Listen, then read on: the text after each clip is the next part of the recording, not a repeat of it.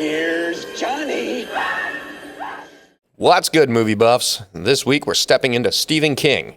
Not just the title everyone already knows, and not just the ones people throw around because of the name. There's a lot of Stephen King content spread across different platforms. Different tones, different vibes, different eras. Some of it hits immediately, and some of it takes patience. Some of it only works if you actually sit with it and let it build. That's what this list is built for.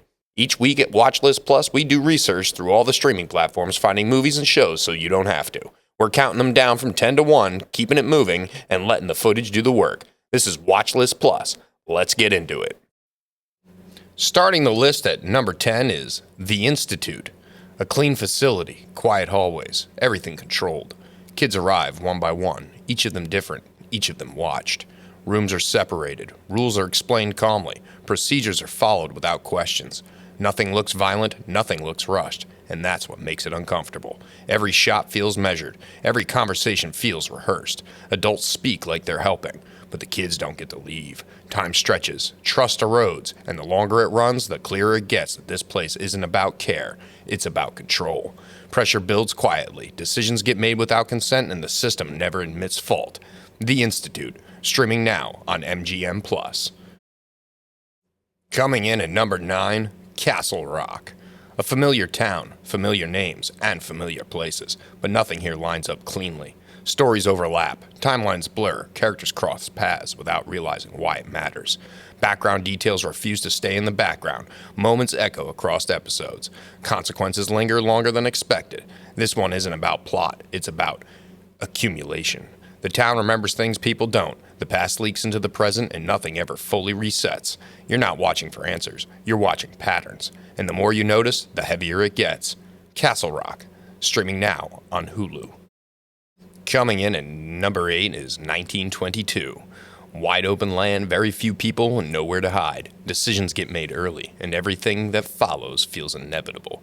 Time moves slowly here. Days blur together. Guilt never leaves the frame. The environment does most of the talking. Isolation presses in. Silence fills the gaps between actions. Nothing explodes. Nothing rushes. Everything just rots. Consequences don't arrive all at once. They stack. They linger. And the longer you sit with it, the clearer it becomes that escape was never really an option. 1922. Streaming now on Netflix. Coming in at number 7 is Gerald's Game. One room, one body, no way out. Movement is limited, time stretches, thoughts get louder. The camera doesn't give you relief. It stays close, it stays patient. Memories surface where there's nothing else to focus on. Past trauma bleeds into the present. Survival becomes mental before it's physical. There's no countdown, no rescue, just endurance. The pressure doesn't spike, it tightens, and the longer it holds, the harder it is to breathe. Gerald's Game, streaming now on Netflix. Coming in at number 6 is everybody's favorite clown, It, Chapter 2. The kids are gone. The fear isn't. Old places get revisited. Memories resurface. Trauma refuses to stay buried. This time, it's not about discovery. It's about return. Scenes feel heavier. Conversations carry history. Every character is carrying something they never dealt with. The scale is bigger, the emotions run deeper, and the story lingers longer. Not everything lands the same way, but the weight is intentional. It, Chapter 2, streaming now on Max. And of course, coming in at number 5, It, Chapter 1. A town that looks normal, kids who don't feel safe, adults who don't really see what's happening. Fear shows up early, it follows quietly, it grows with attention. The group forms naturally, friendships become survival, and belief becomes protection. Every location feels charged, every moment carries risk. Nothing feels exaggerated, just exposed. This isn't a movie about a monster alone. It's about being young and unheard, and that's why it still works. It, streaming now on Max. Coming in at number 4 is Dr. Sleep. Time has passed. Damage remains. Survival didn't mean escape. It meant carrying everything forward. The world expands, new threats emerge, and old wounds reopen. Power isn't flashy here. It's dangerous because it's quiet. Addiction, trauma, and responsibility sit at the center, and the story never pretends healing is easy. It respects what came before without repeating it, and it builds something darker in the process. Dr. Sleep, streaming now on Max. Coming in at number 3 is Mr. Mercedes. No supernatural shortcuts, no symbolic monsters, just people. A crime that doesn't go away, a detective who can't let it go, and a killer who wants to be seen.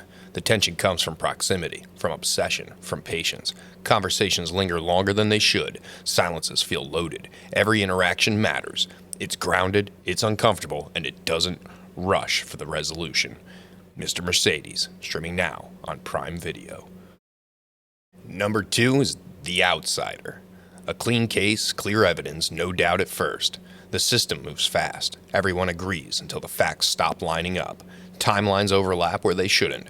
Certainty cracks. Confidence erodes. The investigation keeps going anyway. Procedure stays intact. Doubt grows quietly. Something is wrong, but no one wants to be the first to say it. The tension isn't loud, it's relentless. The Outsider, streaming now on Max. And our number 1 pick of the week is The Mist. Visibility disappears fast. Fear fills the space immediately. People group up, rules form on the fly. Trust breaks just as quickly. The threat outside is real. The threat inside is worse. Belief systems clash, leadership gets challenged. Panic spreads faster than logic. Nothing stabilizes, nothing resets, and every decision makes things worse. The environment stays closed in. The pressure never lifts, and the story refuses comfort. The Mist, streaming now on Netflix. And that wraps up this week's WatchList Plus. Hopefully you found something to watch. Let us know in the comments what you're watching right now and what you want us to cover next. Let's build this into a community of like-minded people who enjoy all things cinema. And if you enjoyed what we do here, please remember to like, comment, share, and subscribe. Happy watching.